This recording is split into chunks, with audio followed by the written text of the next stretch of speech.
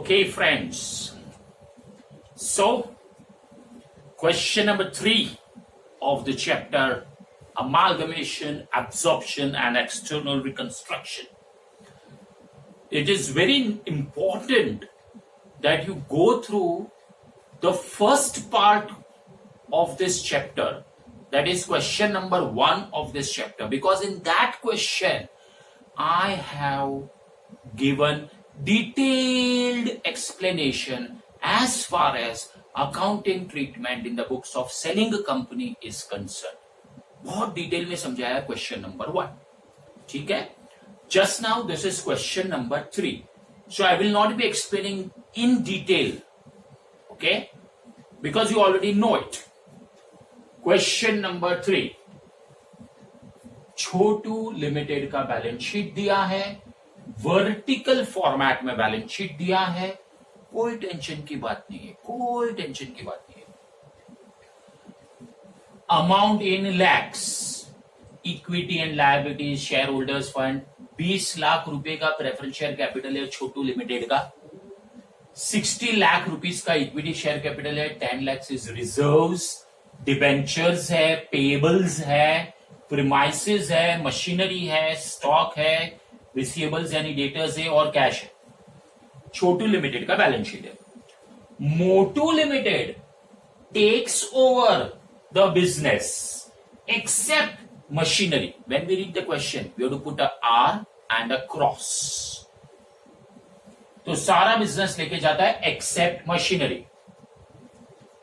Cross which was later sold off at 40 lakhs, था 50 का. Purchasing company ने बोला we will not take over, हमको तुम्हारा मशीन नहीं चाहिए क्योंकि उस मशीन में से जो वो आउटडेटेड हो गया है या जो भी है मशीन नहीं चाहिए. तो सेलिंग कंपनी बेच देगा उसको. कितने में बेचेगा? 40 lakhs में. तो मशीन का इधर 50 दिया, इधर 40 दिया, कुछ नया वैल्यू दिया है. सो मशीन का आर भी दिया हुआ है. ठीक है. Motu limited will issue equal number of 10% preference shares for 9% preference shareholders. Selling company के 9% प्रेफरेंस शेयर होल्डर्स है सेलिंग कंपनी के. तो परचेसिंग कंपनी बोलता है हम हमारा इक्वल नंबर जितना आपका है सेम नंबर ऑफ शेयर्स हम देंगे. लेकिन परचेसिंग कंपनी के प्रेफरेंस शेयर होल्डर्स का नाम है 10% preference shares.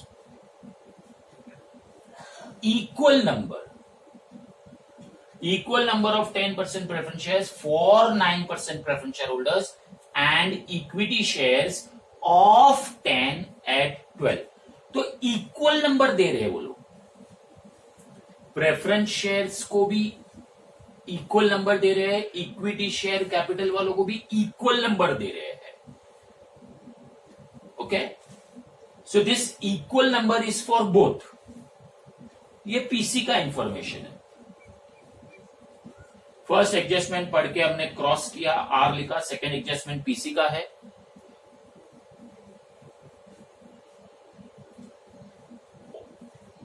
Let's read again. Motu will issue equal number of 10% preference shares for 9% preference share holders and equity shares of 10 at 12 for equity share holders. Equity shares देंगे for equity share holders, preference shares देंगे for preference share holders. हाँ, equity shares 10 का है लेकिन 12 में देंगे तो अपने को 12 रुपए का वैल्यूएशन पकड़ने का. Also it will give 5 rupees cash for each equity shares. तो कैश भी दे रहा है. ठीक है. The revised value of premises is 172 lakhs. Premises का रिवाइज वैल्यू दिया है 172 lakhs. Pass necessary accounts, prepare necessary accounts in the selling company and pass journal entry in the purchasing company. तो पहली बार हमारे क्वेश्चन में जर्नल एंट्रीज पूछा है purchasing company का. ठीक है. ओके. सो सेलिंग कंपनी का अकाउंट्स एज यूजुअल बनाने का ये इन the books of selling company master की. पगले ओ तेरी रेखा और रोहिणी दीदी likes sweet chocolates.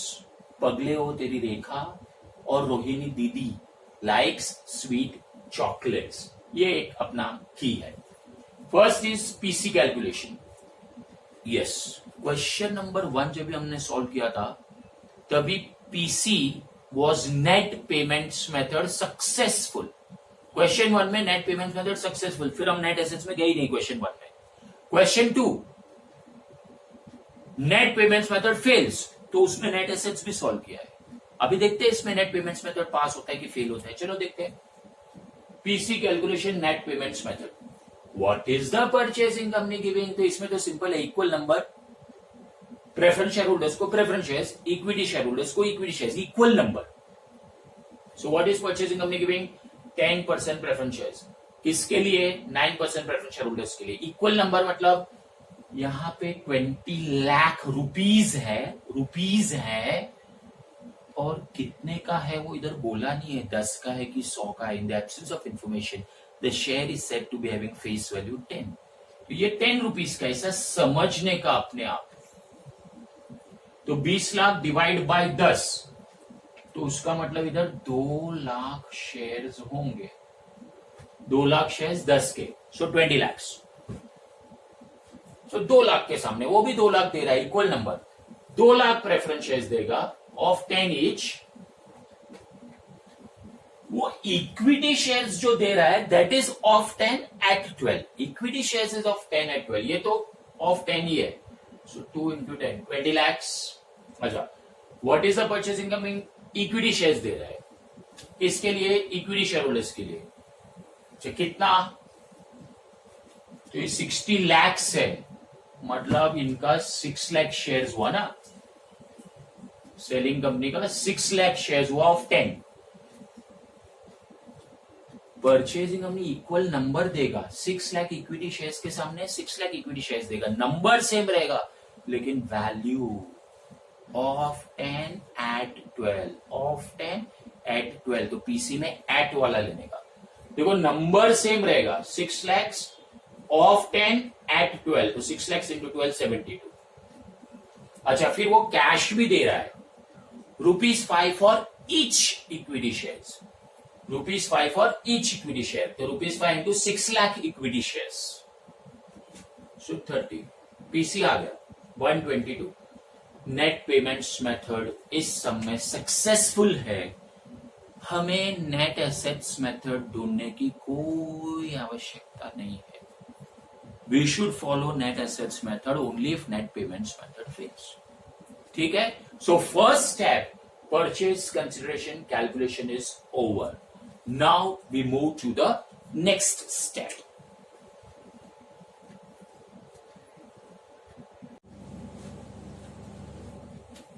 Next step is opening of accounts. In the books of selling company, the accounts will be realization account, cash bank account, हमारे अपने preference share holders, equity share holders, सामने वाला purchasing company क्या मिला, purchasing company यहां से क्या मिला, वो सब अकाउंट ओपन करना है। ठीक है, एक बार देख लेते हैं। रियलाइजेशन, कैश और बैंक, हमारे अपने मतलब ये इक्विटी शेयर होल्डर्स, हमारे अपने प्रेफरेंस शेयर होल्डर्स, सामने वाला परचेजिंग कंपनी क्या मिला, प्रेफरेंस शेयर्स मिला है, इक्विटी शेयर्स मिला है और कैश मिला है। तो ये preference shares of purchasing company, equity shares of purchasing company और cash. Opening stage over, transfer each and every item of the balance sheet at balance sheet value, whether taken over or not taken over, to the first 4 accounts. Let's start. Vertical balance sheet दिया है, no problem. Preference share capital 20 इधर जाएगा, preference share holders 20, everything is in lakhs.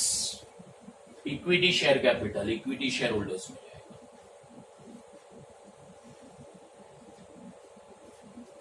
Reserves यानी profit equity share holders को जाता है, reserves account. Debentures is outside liabilities, sundry liabilities में लिखने का, it's outside liability. Debentures owners नहीं है, वो बाहर वाले हैं, आउटसाइडर्स है, डिबेंचर्स आउटसाइडर्स है। पेबल्स,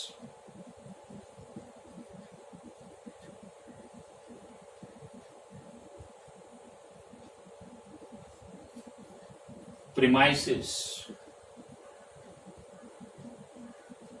इधर 110, नीचे 172, तो 172 करेक्ट है।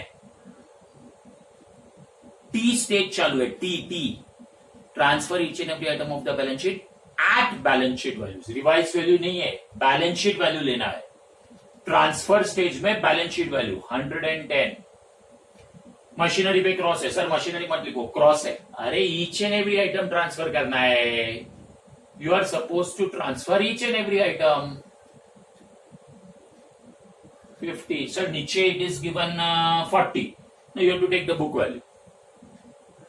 इन्वेंटरीज एंड ट्रेड रिसीवेबल्स,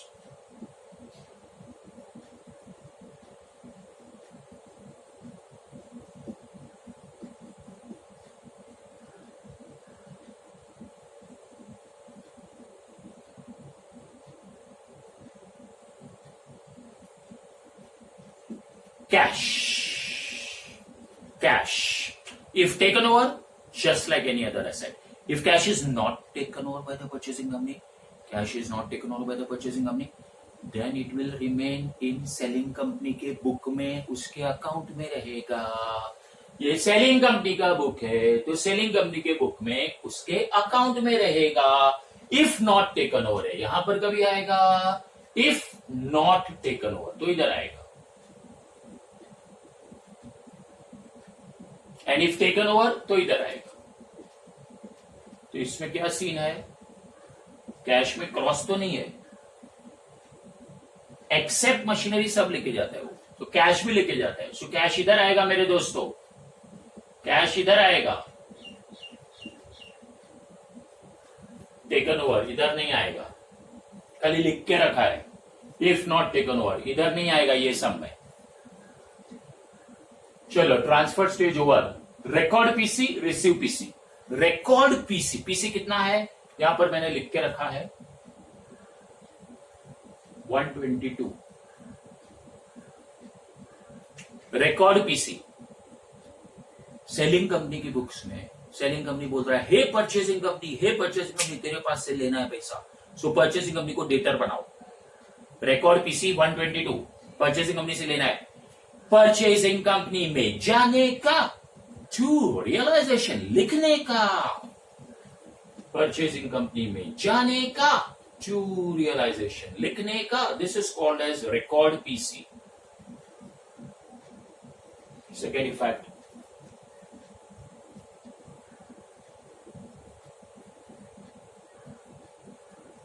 ये हो गया रिकॉर्ड पीसी। रिकॉर्ड पीसी से डबल एंट्री चालू, debit credit. Now receive PC, हम लोग सेलिंग कंपनी है 122 हम लोग रिसीव करेंगे। कैसे करेंगे रिसीव, 20 lakhs का 10% प्रेफरेंस शेयर्स आ रहा है, 10% preference shares of purchasing company comes in 20, everything is in lakhs, 10% preference shares of purchasing company 20, फिर 72 का इक्विटी शेयर्स आया, 20 comes in, 72 comes in, we are receiving PC। Cash आया 30 comes in, balance नहीं है कुछ भी लेकिन आया ना कैश परचेसिंग कंपनी के यहां से। सो 3 डेबिट है और 3 क्रेडिट, किसने दिया, परचेसिंग कंपनी ने दिया। सो 20, 72 and 30, 20, 72, 30 debit, 20, 72, 30 credit. So receive PC is what? Comes in, preference shares मिला, equity shares मिला, cash मिला, किसने दिया, purchasing company ने। So credit the giver, purchasing company।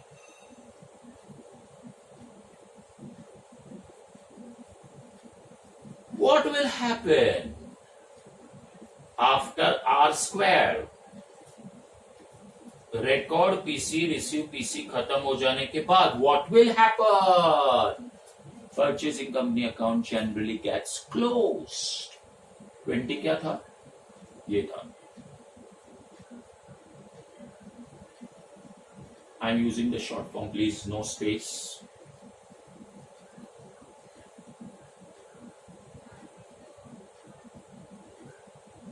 What will happen after R square? Generally, this account gets closed. Record and receive PC done. Dispose of the assets and liabilities which are not taken over. Dispose of the assets and liabilities which are not taken over. It deals with crosses in the question. You have a cross over here. So machinery वो ना बोलता है. और कोई cross है? नहीं है. Machinery पे क्रॉस है. क्या लिखा है? Sold off at 40. 40 में बेच दिया तो कैश आया 40. Cash comes in 40. Cash to realization. Asset बेचा ना, cash to realization. तो 140 इधर, 140 इधर. इधर लिखने का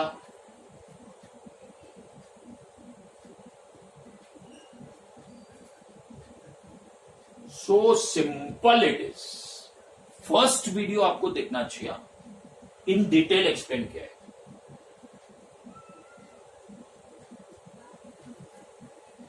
लिक्विडेशन एक्सपेंस नहीं दिया है, जाने दो. Settle preference share holders account.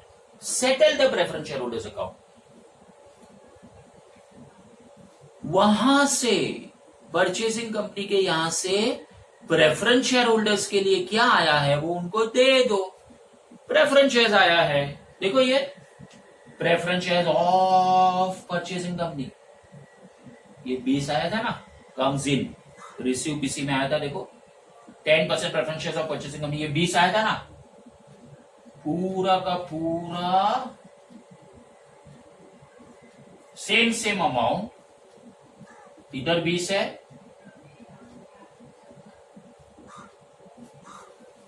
Preference shares of purchasing company जो आया था वो भी दे दो. तो it will go out. Preference shares of purchasing company दे दो. किसको दे दो?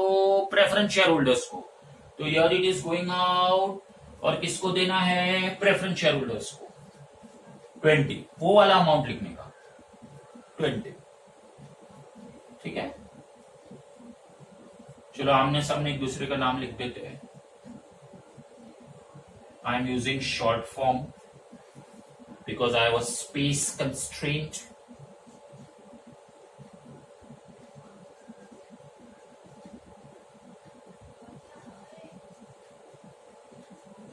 Settle preference shareholders account means you have to close the preference shareholders account. This time there is no balancing figure.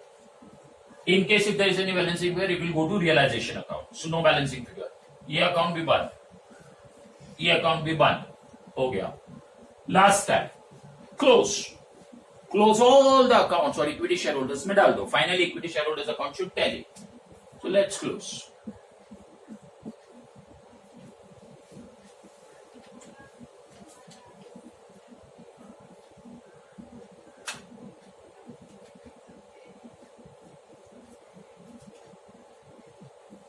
Equity share holders में आएगा. Equity share holders.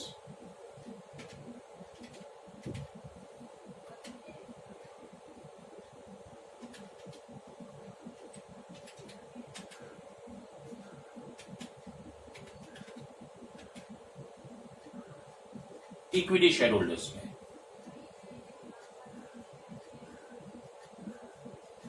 Profit.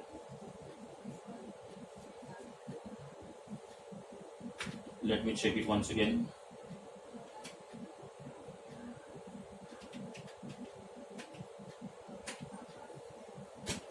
और कौन सा account बाकी है? कैश बाकी है.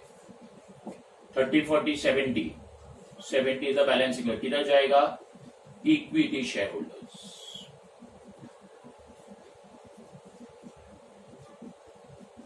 Equity share holders. और कौन सा अकाउंट बाकी है? ये बाकी है. परचेसिंग कंपनी के यहां से जो इक्विटी शेयर्स आया था वो अभी क्लोज करने का बाकी है. तो वो इक्विटी शेयर होल्डर्स को दे दो. इक्विटी शेयर होल्डर्स को दे दो.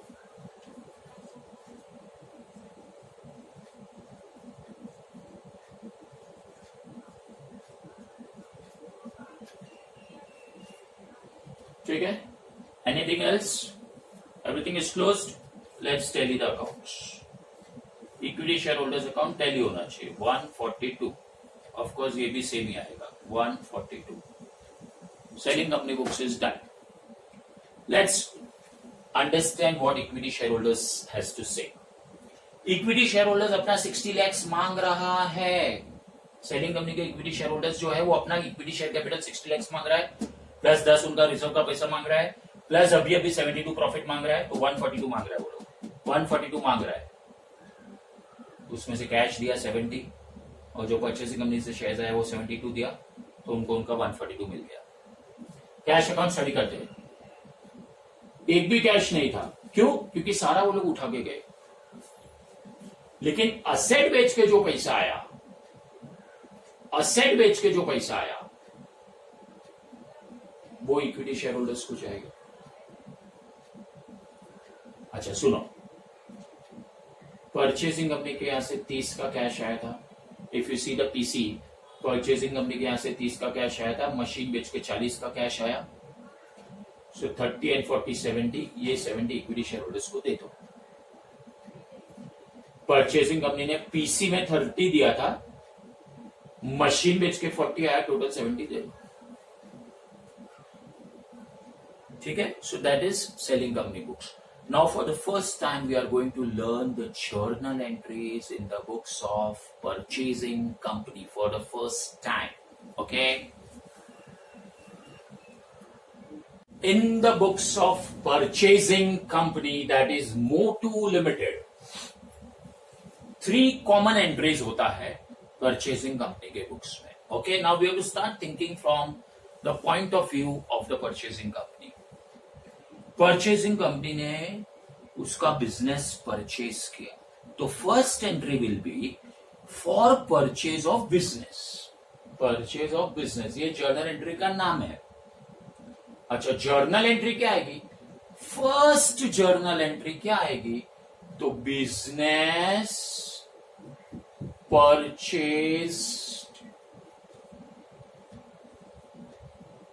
Purchases account debit.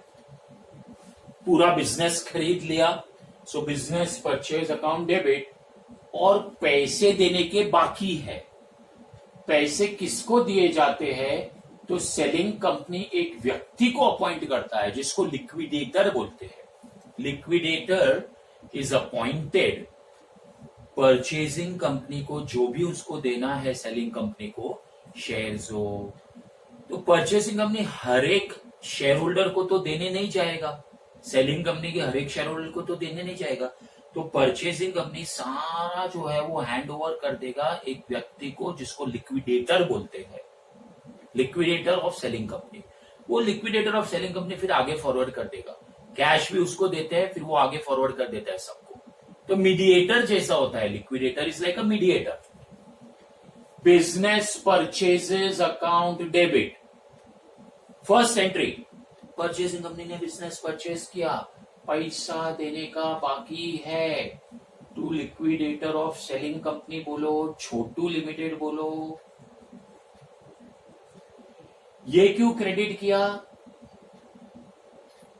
क्रेडिटर हो गया, लिक्विडेटर बिकम्स द क्रेडिटर। अभी पैसा देने का बाकी है। कितने की बात हुई है? 122 lakhs रुपीज इन लैक्स। ये क्या है? पीसी अमाउंट है।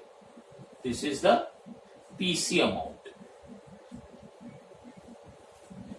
ठीक है, सो फर्स्ट एंट्री, बिजनेस खरीदा लेकिन पैसा देने का बाकी है, तो business purchase account debit to liquidator, liquidator को क्रेडिटर बनाया है, पैसा देने का बाकी है। ठीक है, अच्छा अभी ये जो आपने बिजनेस परचेज किया है उसका एग्जैक्ट डिटेल्स लिखो ना, कौन सा एसेट आपके पास आया, कौन सा कर्जा आया, तो उसका एग्जैक्ट डिटेल्स लिखो ना। Details of assets and liabilities taken over. ये बिजनेस परचेज, ये तो जनरल टर्म है। एग्जैक्टली क्या परचेज किया, तो कौन से एसेट आए? चलो, सेलिंग कंपनी का कौन सा एसेट आया? प्रीमाइसेस आया, हाँ आया। प्रीमाइसेस टेक ओवर किया, हाँ जी टेक ओवर किया। प्रीमाइसेस अकाउंट आया, आर लिखा है, आर मतलब उसका रिवाइज्ड वैल्यू है। बुक में 110 है, लेकिन नीचे revised value of premises is 172। Purchasing company की बुक्स में सब कुछ रिवाइज्ड वैल्यू पे आता है, याद रखना। परचेजिंग कंपनी के बुक्स में सब कुछ लेटेस्ट वैल्यू पे आता है, बिकॉज परचेजिंग कंपनी ने आज उसका बिजनेस टेक ओवर किया, तो आज का वैल्यू लिखेगा ना वो। याद रहे, परचेजिंग कंपनी के बुक्स में ऑलवेज रिवाइज वैल्यू। चलो, बिजनेस परचेज किया बराबर है, लेकिन क्या एग्जैक्टली क्या आया? तो प्रीमाइसिस आया 172 का, चलो ये हमने लिख लिया। क्या सेलिंग कंपनी का मशीन ले लिया है? परचेजिंग कंपनी ने क्या सेलिंग कंपनी का मशीन लिया है? नहीं, क्रॉस है तो मशीन नहीं आएगा, परचेजिंग कंपनी में मशीन नहीं आएगा। Details of assets and liabilities taken over, machine पे क्रॉस है। इन्वेंट्रीज, हाँ जी ले लिया उनका, स्टॉक ले लिया, सेलिंग कंपनी का स्टॉक ले लिया। रिवाइज वैल्यू नहीं दिया है तो सेम वैल्यू। रिसीवेबल्स,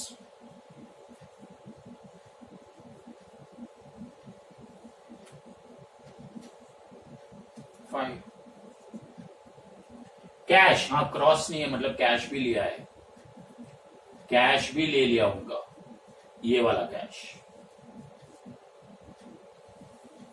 ठीक है, तो यहां से असेट साइड है, मशीन को छोड़ के बाकी सब टेक ओवर कर लिया।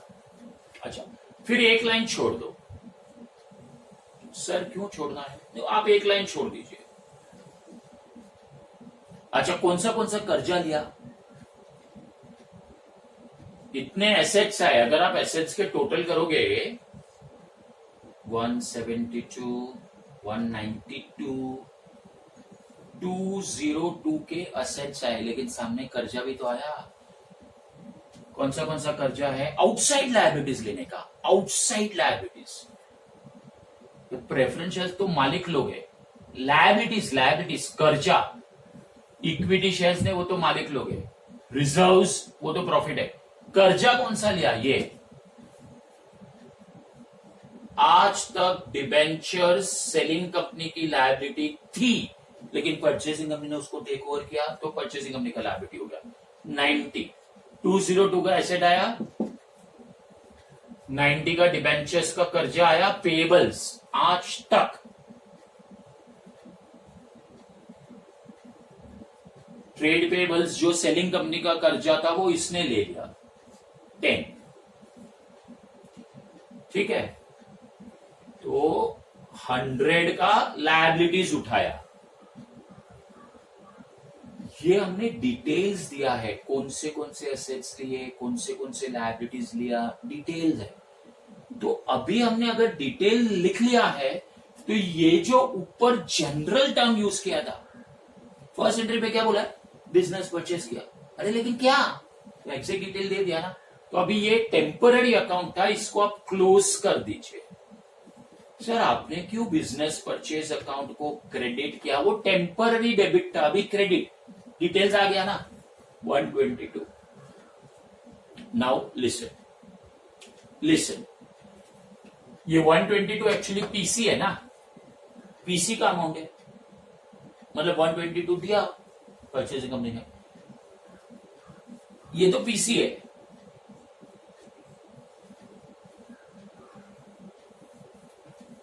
$202 का असेट्स लिया, लेकिन 100 का कर्जा भी लिया, तो 202 माइनस 100, ये मत गिनो, नहीं वो तो कैंसिल किया। 202 का एसेट्स आया, 100 का लायबिलिटी आया, 202 माइनस 100, जेब में 102 आया, 102 आया, लेकिन हमने तो 122 दिया है, क्यों 20 एक्स्ट्रा दिया भाई? सर जरा बराबर करो, रॉन्ग होगा आपका। 202 माइनस 100 का कर्जा, 202 माइनस 100, तो नेट परचेसिंग कंपनी के जेब में आया 102 का एसेट्स, 102 लाख का नेट एसेट्स आया, लेकिन पीसी में तो सर वो लोग ने 122 दिया है। यस, 20 जो एक्स्ट्रा दिया है वो क्यों दिया होगा मालूम है? सेलिंग कंपनी का गुडविल। सेलिंग कंपनी ने बोला भले ये एसेट्स और ये लायबिलिटीज है, लेकिन हमारा गुडविल है, हमारा मार्केट में नाम है, बहुत सारे कस्टमर्स हमारे नाम पे आते हैं, तो गुडविल का पैसा चाहिए। माय फ्रेंड्स, मैंने आपको जो एक लाइन छोड़ने को बोला था उसमें क्या करने का मालूम है? बैलेंसिंग फिगर लिख देने का, बैलेंसिंग फिगर। ठीक है, अभी ये मैं मिटा रहा हूं। एंट्री क्या लिखा अभी तक? Assets taken over, liabilities taken over to business purchase. अभी टोटल करो, डेबिट और क्रेडिट का टोटल करो, पता चलेगा क्रेडिट साइड ज्यादा है, डेबिट साइड कम है, तो डेबिट साइड में 20 आएगा, and that is nothing but goodwill, that is nothing but goodwill. मैंने आपको लॉजिकली भी बता दिया कि गुडविल 20 कैसे आया, और मैकेनिकली भी जर्नल एंट्री में ऑटोमेटिकली बैलेंसिंग फिगर आ जाता है, ठीक है। So this second entry is of paramount importance as far as purchasing company books is concern. ये हिसाब का एंट्री है, हिसाब का एंट्री, कितना एसेट्स आया, कितना कर्जा आया और सामने कितना पैसा दिया, कितना एसेट्स आया माइनस कितना लायबिलिटीज, मतलब नेट इतना एसेट्स आया, सामने कितना पैसा दिया पीसी में, द डिफरेंस इस सम में। माल आया 102 का, आपने दे दिया 122, ज्यादा दिया, क्यों भाई ज्यादा दिया, उस कंपनी का गुडविल है, ऐसा भी तो हो सकता है। I am giving another example, माल आया 102 का, लेकिन पीसी में दिया खाली 92, 10 कम दिया, तो परचेजिंग कंपनी के लिए वो फायदा हो जाएगा, then it will be called as capital reserve, capital reserve. वो कभी हम नेक्स्ट सम में देखेंगे, फिलहाल यहां पे गुडविल है। Second entry very important, just a minute, ये सेकेंड एंट्री मुझे आपको वापस से सिखाना है।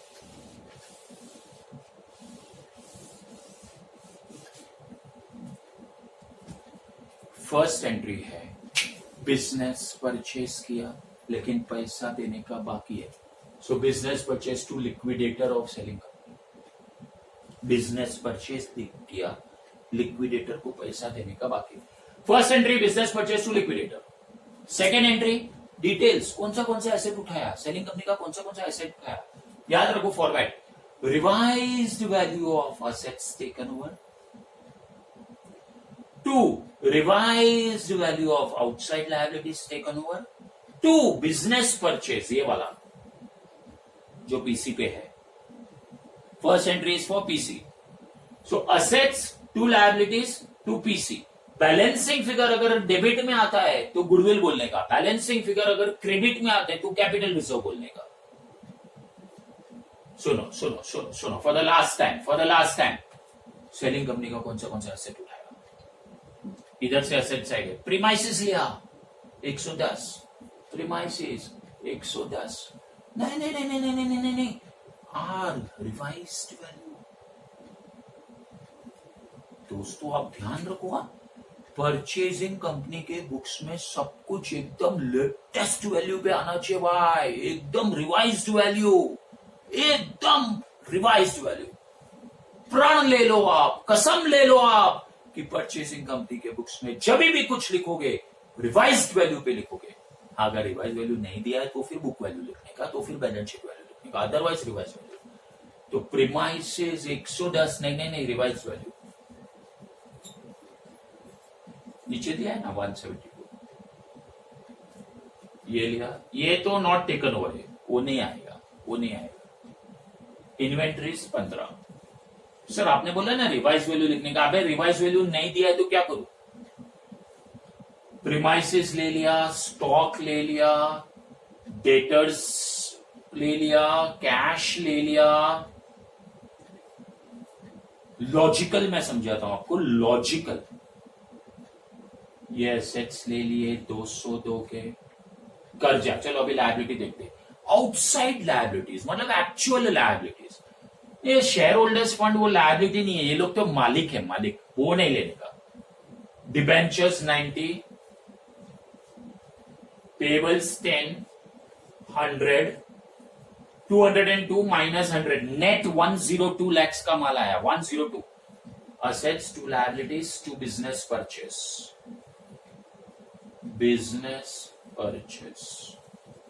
पीसी अमाउंट, ये वाला 122। हिसाब आपके सामने है, लॉजिकली भी आप कर सकते हो।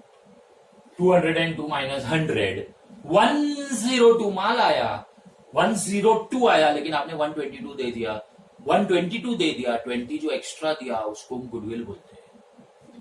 This is logical. मैकेनिकली भी क्या करने का, टोटल करने का, असेट्स लायबिलिटीज बिजनेस परचेस लिखने का, टोटल करने का.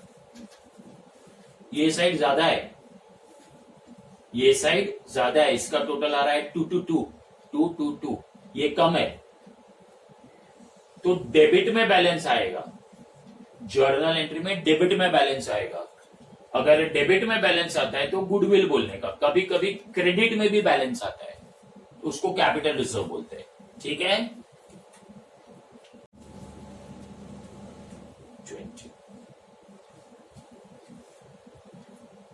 First, second and third entry is for payment. अच्छा, ये बिजनेस परचेज इधर डेबिट था, इधर क्रेडिट, कैंसल हो गया. उसी तरह इधर लिक्विडेटर को हमने क्रेडिटर बनाया था कि भाई पैसा देने का बाकी है तेरे को 122, तो अभी दे दो, पेमेंट कर दो. तो इधर जो लिक्विडेटर क्रेडिट था वो अभी डेबिट हो जाएगा. तो सर फर्स्ट एंट्री तो एकदम टेम्पोररी एंट्री निकला. हाँ, एकदम टेम्पोररी है वो. Liquidator of selling company Chhotu limited, जो भी लिखना है, टेम्पोररी है, क्योंकि ये जो बिजनेस परचेज है वो सेकेंड एंट्री में कैंसिल हो गया. इधर डेबिट, इधर क्रेडिट. ये जो है वो थर्ड एंट्री में कैंसिल हो गया. इधर लिक्विडेटर क्रेडिट, इधर लिक्विडेटर डेबिट, कैंसिल. तो दोनों कैंसिल हो जाता है, ये सेकेंड एंट्री में, ये थर्ड एंट्री में, दोनों टेम्पररी है. अच्छा, पेमेंट करो. चलो अभी 122 पैसा पे करना है. Please pay attention. Purchasing company 122 कैसा पे कर रहा है? प्रेफरेंस शेयर्स दे रहा है. सेलिंग कंपनी को प्रेफरेंस शेयर्स दे रहा है, उसका नाम है 10%. 10% प्रेफरेंस शेयर कैपिटल. शेयर्स दे रहा है वो लोग. अगर आप यहां देखोगे और पीसी देखोगे रिमाइंड करके, तो 20 लाख रुपीस का दिया था. और उसका बाइफर्केशन अगर चाहिए तो 2 लाख शेयर्स दिए थे ऑफ 10. अच्छा, फिर इक्विटी शेयर्स दिया था. इक्विटी शेयर्स जो दिया था उसका ब्रेकअप क्या था मालूम है? 6 लाख शेयर्स. परचेजिंग कंपनी ने 6 लाख शेयर्स दिए थे ऑफ 10 एट 12.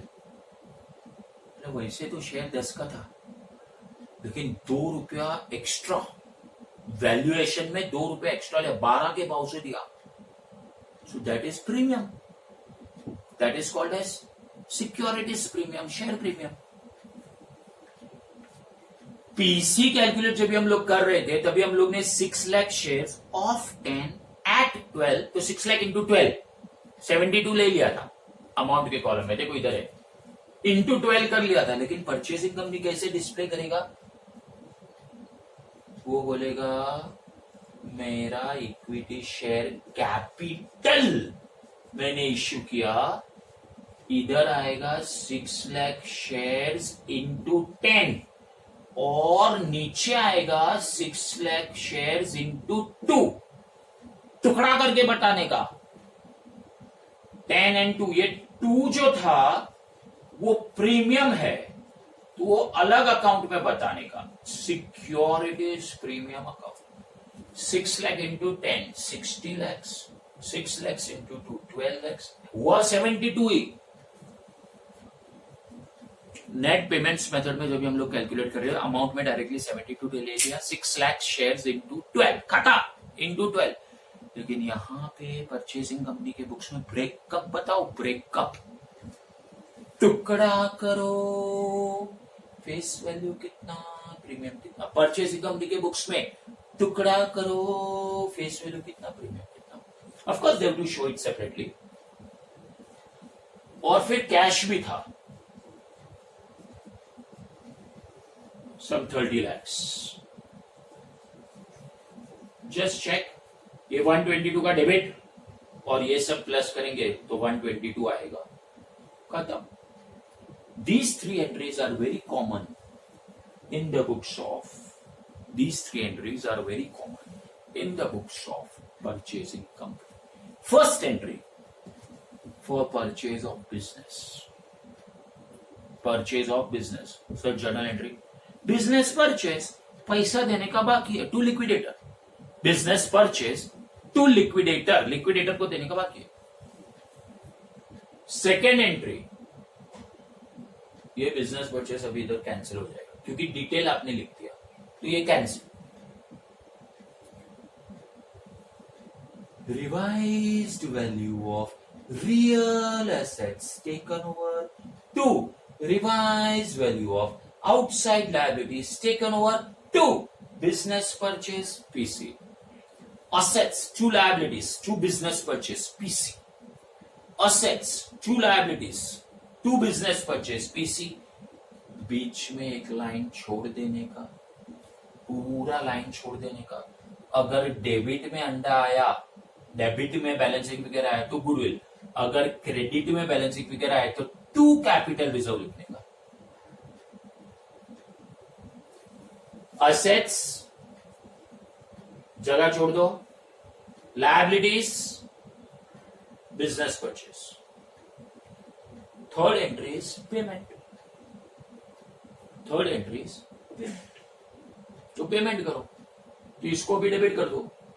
तो अभी हम लोग तेरे को पेमेंट कर रहा है, अभी तो हमारा क्रेडिटर नहीं रहा, हम लोग ने पेमेंट कर दिया तेरे को, तो इसको डेबिट कर दो।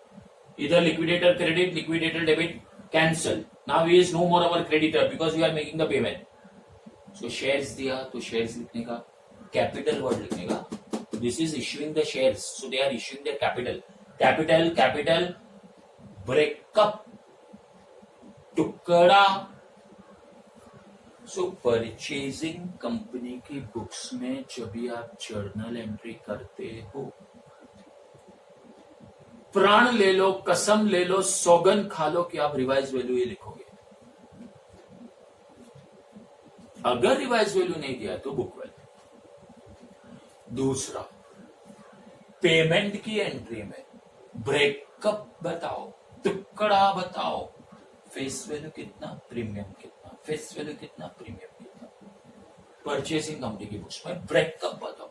उधर पीसी में जरूरत नहीं है, 6 लाख शेयर ऑफ 10 एट 12, तो 6 लाख इंटू 12 कर देने का, 6 लाख इंटू 12 डायरेक्टली 72, लेकिन यहां पे 6 लाख इंटू 10 कैपिटल में, 6 लाख इंटू 2 सिक्योरिटीज पे।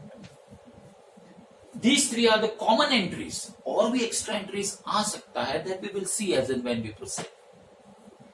ठीक है my friends, now I'll be giving you the format entries, format of these 3 entries, correct?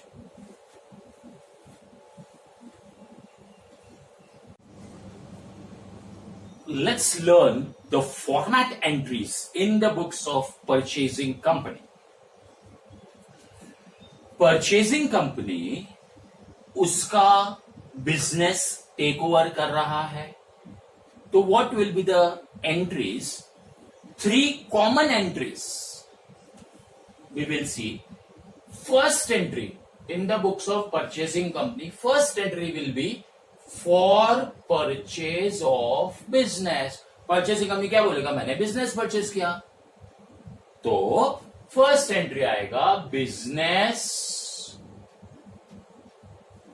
Purchases account debit. पूरा बिजनेस आया, पूरा बिजनेस उठा लिया, अच्छा, और ये ड्यू का एंट्री है, मतलब पैसा देने का बाकी है। किसको पैसा देने का है, सेलिंग कंपनी को, लेकिन लिक्विडेटर नाम का एक व्यक्ति होता है। लिक्विडेटर इज अ डेजिग्नेशन, एक ह्यूमन बीइंग, एक व्यक्ति है, उसको अपॉइंट किया जाता है। सो परचेजिंग कंपनी सारे शेयर्स कैश वो लिक्विडेटर को देगा, और फिर लिक्विडेटर सेलिंग कंपनी के शेयर होल्डर्स वगैरह को बांट देगा। So liquidator of selling company, first entry is business आया, पैसा देने का बाकी है, this will be for PC amount. ठीक है, बिजनेस परचेज टू लिक्विडेटर, ये दोनों टेम्पररी अकाउंट्स। सेकेंड एंट्री में ये बिजनेस परचेज कैंसल हो जाएगा। थर्ड एंट्री में ये लिक्विडेटर कैंसिल हो जाएगा। ये टेम्पररी अकाउंट है, this is the entry for amount due. अच्छा, बिजनेस परचेज किया। अरे भाई, बिजनेस में क्या परचेज किया? आपने उसका बिजनेस लिया तो क्या क्या आया? कोई बड़ा प्रीमाइसिस आया, ऑफिस आया, मशीन आया, फैक्ट्री आया, क्या आया? तो सेकेंड एंट्री में डिटेल्स लिखना है of various assets and liabilities taken over. तो फॉर्मेट एंट्री आएगा, सेलिंग कंपनी का कौन सा असेट्स टेक ओवर किया वो लिखने का। Revised value of real assets taken over, debit. फिर एक लाइन छोड़ दो, कौन से एसेट्स, कौन से रियल एसेट्स आपने टेक ओवर किए। ऑफ कोर्स रियल एसेट्स ही टेक ओवर करेगा ना, कोई फिक्टिशियस एसेट्स थोड़ी ना टेक ओवर करेगा यार। सो इसमें obviously real assets take over ही आएगा, फिक्टिशियस नहीं लेने का। कभी कभी एसेट साइड में होता है ना under writing commission, P&L account, heavy advertisement expense, asset side में होता है ना वो सब, वो नहीं। रियल मतलब जिसका सेलेबल वैल्यू है।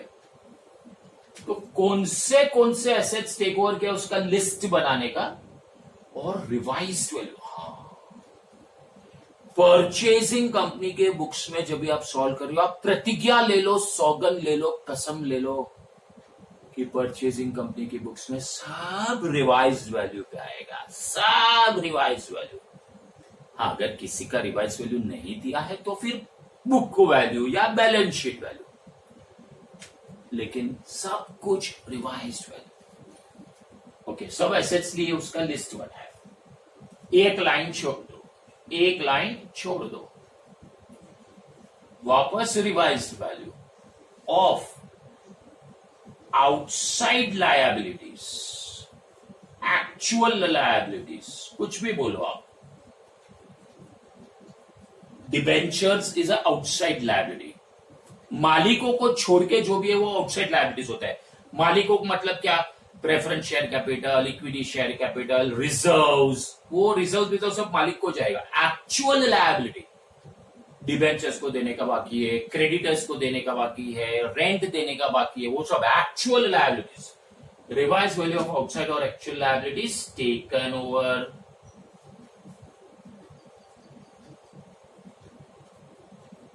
ठीक है, डेबिट, ये क्रेडिट। ये जो बिजनेस परचेज अभी डेबिट था, वो बिजनेस परचेज यहां पे क्रेडिट हो जाएगा, टेम्पररी है वो। पीसी अमाउंट, ये पीसी अमाउंट क्रेडिट में, असेट्स डेबिट में, लायबिलिटीज क्रेडिट में, ये बिजनेस परचेज इधर। फिर टोटल करो, डेबिट और क्रेडिट का टोटल करो। अगर डेबिट में बैलेंसिंग फिगर आएगा, समझो ये दोनों का टोटल 20 है, इसका टोटल 12 है, डेबिट का सब एसेट्स का 12 है, ये दोनों का सब लायबिलिटीज और पीपी, ये 20 है, ये 12 है, तो 8 डेबिट में लिखने का गुडविल। और अगर ऐसा है, इसका टोटल 20 है और इसका टोटल 27 है, तो क्रेडिट में 7 कम है ना, क्रेडिट में 7 कम है ना, तो 2 कैपिटल रिजर्व लिखने का। असेट्स के बाद एक लाइन छोड़ दो, या तो गुडविल आएगा या तो कैपिटल रिजर्व आएगा। अगर डेबिट में कम पड़ा तो गुडविल, क्रेडिट में कम पड़ा तो कैपिटल रिजर्व। चलो मैं आपको एक एग्जांपल से बता देता हूं। मान लो इसका टोटल आया 20, दोनों मिला के इसका टोटल आया 12, क्रेडिट का टोटल 20, डेबिट का टोटल 12, तो डेबिट शॉर्ट पड़ रहा है 8 से, डेबिट शॉर्ट पड़ रहा है, तो यही लाइन में लिखने का गुडविल अकाउंट डेबिट 8। ठीक है।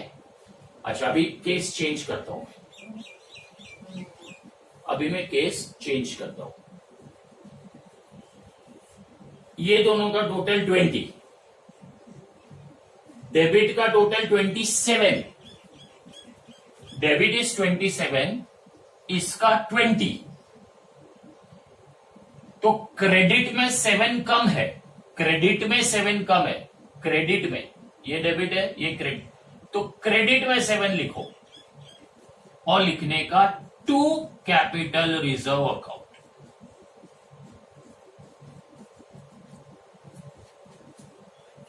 ठीक है, तो असेट्स के बाद एक लाइन छोड़ दो, गुडविल होगा तो भी यही लाइन में आएगा, कैपिटल रिजर्व होगा तो भी यही लाइन में आएगा। ठीक है my friends, okay.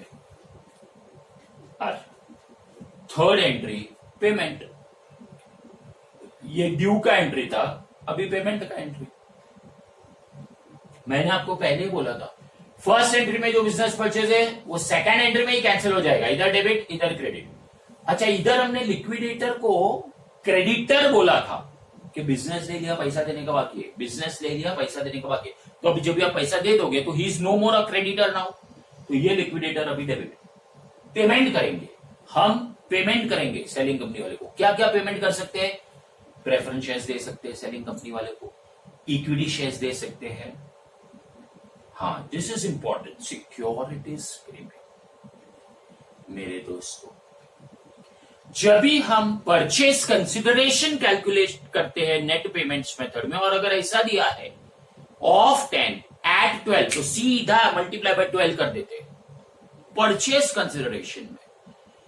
Purchasing company के बुक्स में ऑफ 10 एट 12 जब वो शेयर्स देगा तो अपने को टुकड़ों में बताना पड़ेगा, अपने को of 10 at 12, 10 rupees face value और 2 रुपीज प्रीमियम है, तो फेस वैल्यू कैपिटल में लिखने का और 2 रुपए का जो प्रीमियम है वो अलग से बताने का, ब्रेकअप करने का परचेजिंग कंपनी में। वहां पे जरूरत नहीं था पीसी में। परचेज कंसिडरेशन जब भी हम कैलकुलेट करते थे, नेट पेमेंट्स मेथड जब भी हम कैलकुलेट करते थे, सीधा इंटू 12, इधर अलग अलग, कैपिटल 10 पे प्रीमियम 2 पे। ठीक है, सो ये सब पेमेंट है। परचेजिंग कंपनी प्रेफरेंस शेयर्स दे रहा है, इक्विटी शेयर्स दे रहा है, कभी कभी डिबेंचर्स देता है, कैश दिया, किसको दिया? लिक्विडेटर ऑफ सेलिंग कंपनी को दिया। So debit the receiver, debit the receiver. So purchasing company payment कर रहा है, ये लो ये लो ये लो, किसको दिया? Debit the receiver. सो ये 3 फॉर्मेट एंट्रीज है। इसके आगे भी एंट्रीज आ सकता है डिपेंडिंग ऑन द क्वेश्चन, लेकिन ये 3 एंट्रीज तो डेफिनेटली आता है। First entry business purchase to liquidator, liquidator को देने का बाकी है। बिजनेस परचेज टू लिक्विडेटर, अरे भाई क्या बिजनेस परचेज किया, तो डिटेल्स दो। अच्छा, यहां पर फॉर्मेट एंट्री में